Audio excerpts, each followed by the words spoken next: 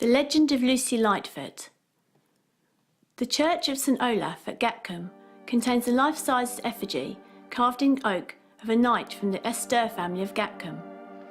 At his feet is carved his little French dog. He was a crusader going to the Crusades in 1364.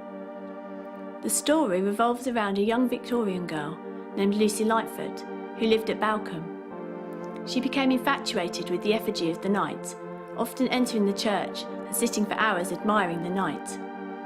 When asked why she did this, she replied that she loved to be with him and accompany him on his adventures in her thoughts and dreams. On the morning of the 13th of June 1831, Lucy entered the church at around 10:30, tethering her horse at the gate.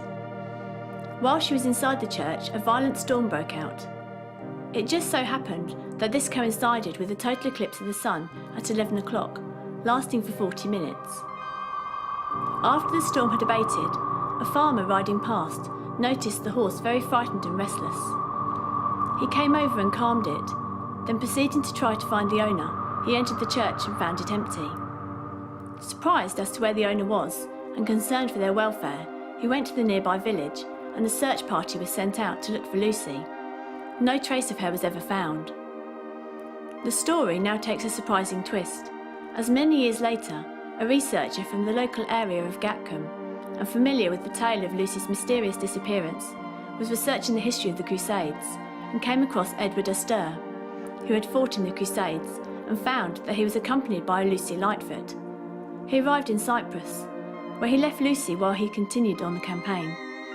Edward was involved in the sacking of Alexandria and the campaign in Syria, where he received a head injury and was taken back to England by boat. He never returned to full health and lost all memory of Lucy. Left in Cyprus with no word of Edward, Lucy assumed him dead and married a local fisherman, living out her days in Cyprus. Was this merely a coincidence, or did Lucy experience a distortion in time caused by the unique atmospheric conditions on that day in the church?